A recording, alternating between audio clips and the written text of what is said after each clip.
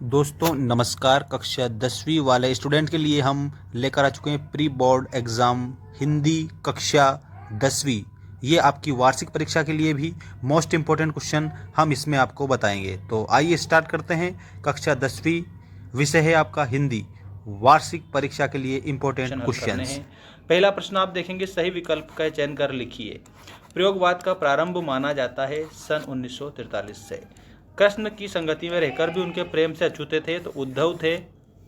विभाव अनुभाव व्यभिचारी संयोगाद रस निष्पत्ति ये परिभाषा है, भरत मुनि की परिभाषा है, ये आचार्य भरत मुनि ने कहा था ये। इसके बाद में आप देखेंगे स्वयं प्रकाश जी ने पत्रिका का संपादन किया तो वसुधा नामक पत्रिका का संपादन किया था। जिन मूल शब्दों से मिलकर समास बना है उसमें से पहले पद को क्या कहते हैं? तो पहले पद को पूर्व पद कहते हैं और दूसरे पद को उत्तर पद कहा जाता है। तो पूर्व पद और उत्तर पद होता है। माता का अंचल, ये अगला क्वेश्चन है। पाठ में अभिव्यक्ति हुई है तो बाल मनोभावों की अभिव्यक्ति हुई है। ठीक है, माता का अंचल नामक पाठ में। अब यहाँ पर आप क्या आ चुके हैं, रिक्त स्थानों की पूर्ति कीजिए वाले अति महत्वपूर्ण प्रश्न। राम लक्ष्मण परशुराम संवाद रामचरित के बालकांड से लिया गया है। इसके बाद देखिएगा, 4 चरणों में समान मात्रा वाले छंद को क्या कहा जाता है? तो यहाँ पर आपको बताना है सममात्रिक छंद, सममात्रिक छंद कहा जाएगा। भावों को बढ़ाने या उद्दीप्त करने वाले पदार्थ क्या कहलाते हैं? तो उद्दीपन कहलाते हैं, क्योंकि भावों को बढ़ाते हैं ये। रामवृक्ष बेनीपुरी की रचनाएं पत्र पत्रिकाओं में 15 साल की उम्र में छपने लग गई थी।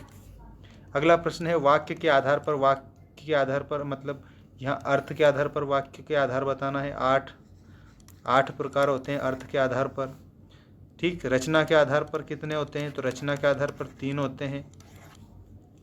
इसके अलावा आप लोगों को याद रखना है वाच्य के आधार पर कितने होते हैं? तो वाच्य के आधार पर भी 3 होते हैं, कर्तृवाच्य, कर्मवाच्य और बहुवाच्य। गंतोक से किलोमीटर दूरी पर युमथांग था तो 149 किलोमीटर पर, 149 किलोमीटर की दूरी पर युमथांग था।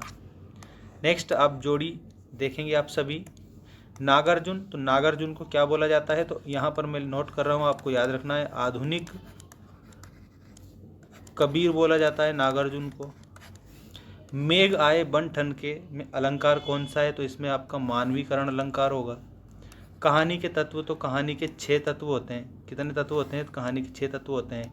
एहतियात का मतलब होता है सावधानी बरतना, यहाँ पर सावधानी लिखना है। गले का हार, यहाँ पर गले का हार का मतलब बहुत प्रिय। प्रेयर व्हील, तो प्रेयर व्हील एक धर्म चक्र होता है, एक धर्म चक्र आप प्रेयर व्हील में याद रखेंगे। और इसके बाद में ये एक वाक्य में उत्तर लिखिए वाले क्वेश्चन आ चुके हैं आंसर सहित। कवि निराला ने बादलों की तुलना किससे की है? तो बादलों को क्रांति के बादल कहा है, बाल कल्पना से की है। गणों की संख्या कितनी होती है? तो गणों की संख्या 8 होती है।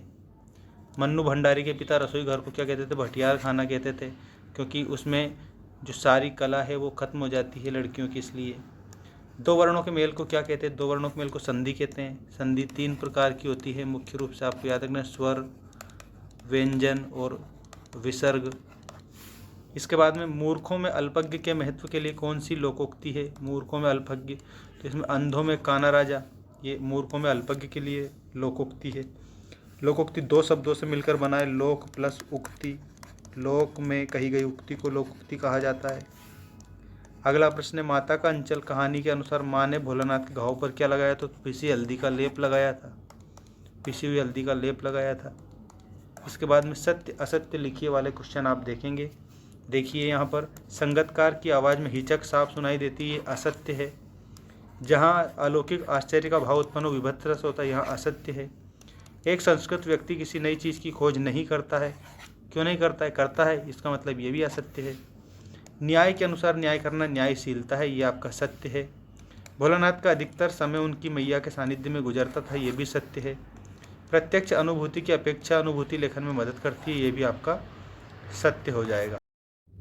देखिए दोस्तों, ये आपका इम्पोर्टेंट क्वेश्चन और भी है वार्षिक परीक्षा के लिए, जो आपको मैं बता रहा हूँ, इसको भी आपको याद करना है। ये सारे आपके लिए मोस्ट से भी ज़्यादा मोस्ट इम्पोर्टेंट होने वाले हैं। तो आइए स्टार्ट करते हैं। ये आपकी परीक्षा के लिए और भी बेहतरीन क्वेश्चन देख सकते हो आप, सारे के सारे ये क्वेश्चन आप लोगों के लिए बहुत ही बेस्ट साबित होंगे आपकी बोर्ड परीक्षा के लिए। ठीक है, तो बिल्कुल आपको कंप्लीट करना है इनको भी। तो देखिए यहाँ पर पहला प्रश्न है आपका, बाल गोविंद भगत साहब मानते थे। तो बाल गोविंद भगत किसे साहब मानते थे? कबीरदास को साहब मानते थे। ठीक है, और कबीरदास जो है निर्गुण भक्ति शाखा के कवि थे। यहाँ पर बीजक जो है इनका प्रतिनिधि ग्रंथ था, जिसमें साखी, सबद और रमेनी आती है। यहाँ पर रमेनी याद रखना है। इसके बाद दूसरा प्रश्न देखिए, वह धीरे धीरे चलने लगा, इस वाक्य में क्रिया विशेषण का भेद है। तो रीतिवाचक क्रिया विशेषण करेक्ट उत्तर होगा। नेक्स्ट क्वेश्चन है आपका, बालक तारकेश्वर नाथ को उसके पिता टीका लगाते थे, तो भभूत का टीका लगाते थे। रीतिकाल के कवि हैं, तो भूषण रीतिकाल के कवि हो जाएंगे।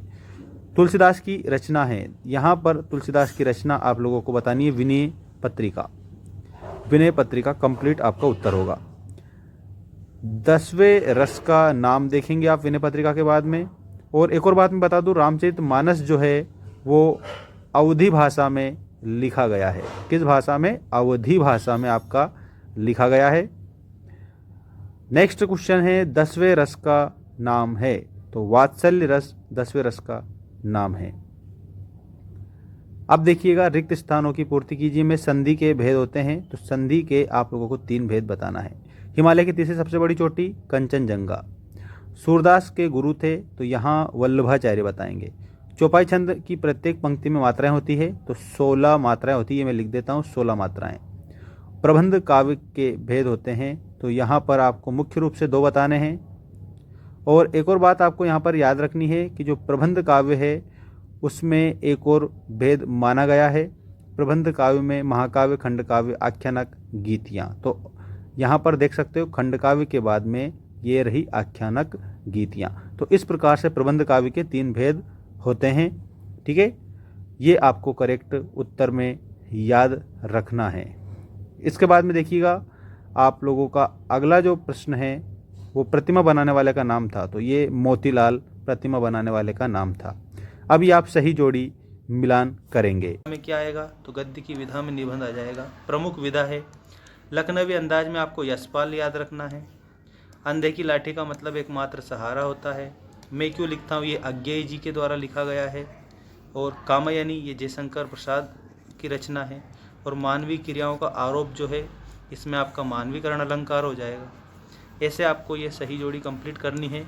और एक बात बता दूं, चैनल को आप ज़रूर सब्सक्राइब करेंगे, क्योंकि सभी मोस्ट इम्पोर्टेंट जो क्वेश्चन है आपकी एनुअल एग्ज़ाम से रिलेटेड, ये आप लोगों को हमारे चैनल पर देखने को मिलेगा।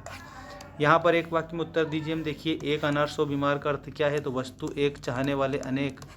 वस्तु एक, चाहने वाले अनेक।